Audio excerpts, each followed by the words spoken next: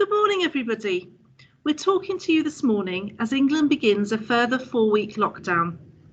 We're very lucky during this time that the government has decided to allow schools to remain open in order to prioritise pupils' education, their mental well-being, and therefore young people's futures.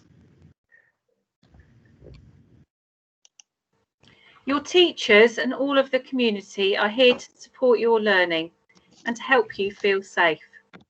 But we do want to outline the collective responsibility we all have to make sure school is as safe as a possible place during this time when infection levels are high.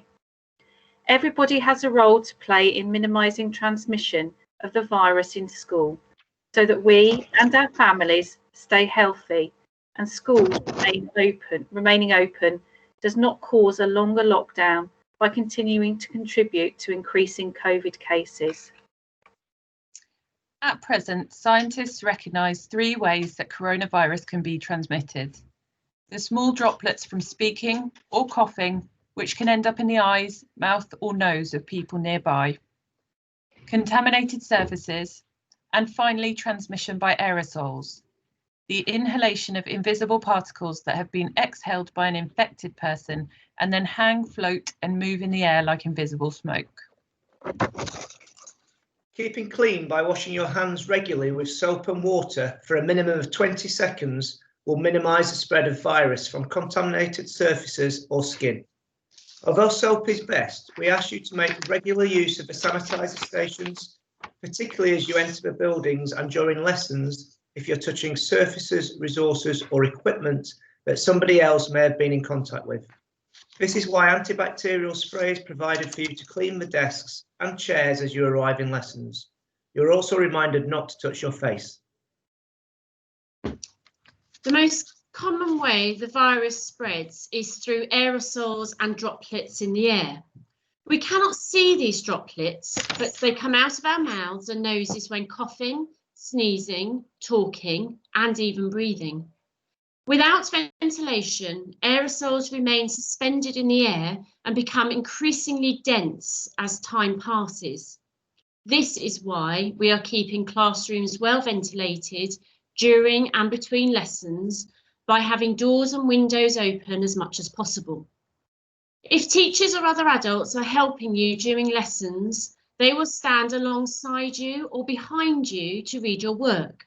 This reduces the face-to-face talking, which makes transmission by droplets or aerosols more likely. It is now compulsory that face coverings are worn correctly at all times during lessons or when eating and drinking. This keeps everyone safer from exhaling and inhaling droplets and aerosols, but only if they are worn properly. Transmission of the virus is less likely from touching and from droplets the more space you keep from others. There are many possible preventative measures: correct ventilation, shortening encounters with others, reducing the number of people you're spending time with, and wearing face masks. We need to take responsibility for taking the best possible precautions at all times. So, if it is not possible to reduce the number of people in your lesson, do ensure that you are sanitising before and after, and you remain facing forward in your seat.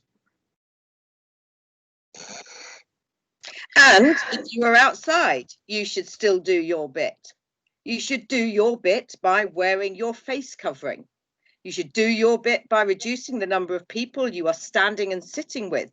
And you should do your bit by maintaining more space between you and others than usual. And you really need to do your bit by avoiding face-to-face conversations at all costs. Remember, hands, your face, and keep the space.